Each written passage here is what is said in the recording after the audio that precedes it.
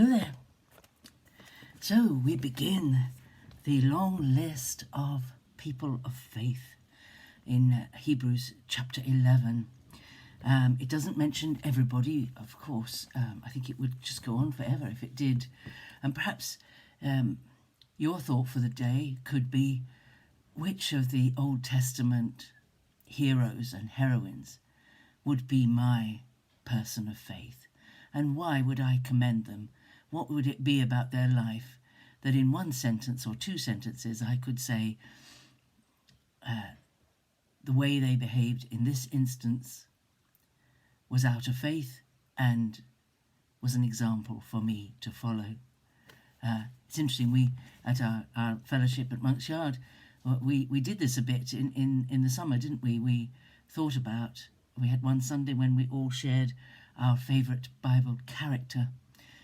It wasn't quite phrased, who would we say was a great example of faith in the Old Testament, but for most of us, they were, well, all of us, I think, thinking back over the choices, were people who stood out as either having a similar life story to ours and therefore relating closely, enabling us to relate closely to them and take them as an example, or something that they did had inspired us for our life journey.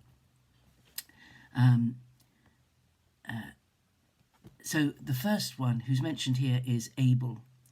By faith, it's verse 4, by faith Abel offered to God a more acceptable sacrifice than Cain, through which he received approval as righteous, God bearing witness by accepting his gifts. He died, but through his faith he is still speaking.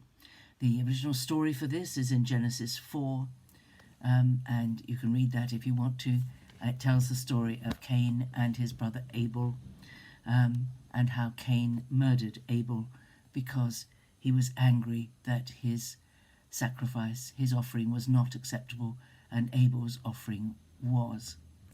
I think the example here is that we've got lots of questions about this story, because there have been people who say, well, how they both offered from what they produced on their farmland. Abel offered from the lambs in his flock, and Cain offered the produce from his fields.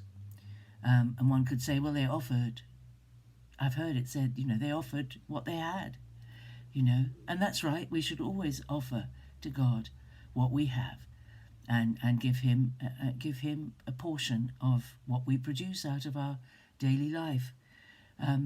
But our God is not an unfair God. And this may have been the first time they offered a sacrifice, and God spoke to them and said, actually, Cain, you've got it wrong. But he wasn't teachable. He was just angry and reacted angrily to his brother. We don't know anything else about it. Abel offered the more acceptable sacrifice. I don't know whether that meant that he listened to God and Cain didn't listen to God. I don't know what it meant. But we can take as an example the fact that we need to be doing things the way God likes them done. Not that there's any benefit for salvation for us, but there is blessing in our lives if we do things the way God likes them done. And the Bible is full of teaching about how we should live our lives, what we should do and what we shouldn't do. Not that we do or any of that to gain brownie points with God or anything like that.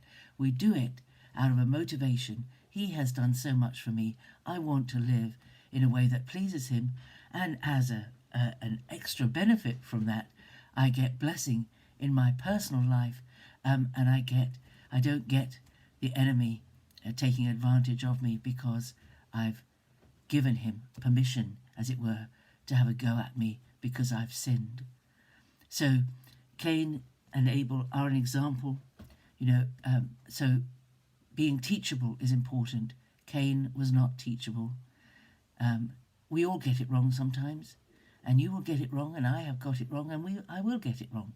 And when we get it wrong, we need to be willing, as we read the scriptures or as we listen to a sermon or as we meditate on something, we realize we've done something wrong, We need to be teachable and willing to admit that we're doing things wrong, or we've done something wrong, and come to God and ask Him to help us not to make the same mistake again, and to cleanse us again, and for us to seek to live our lives with the two aims: to love God with our whole heart and soul and strength, and to love our neighbour as ourselves, and to live every day of our lives living out, embodying those two principles in our lives.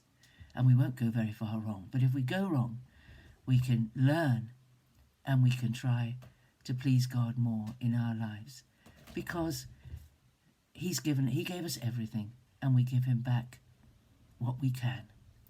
So, Abel, the first of our faith heroes, and who would be on the list as your faith hero? Have a good day, be blessed as you think about it, and I'll see you again tomorrow. Bye-bye.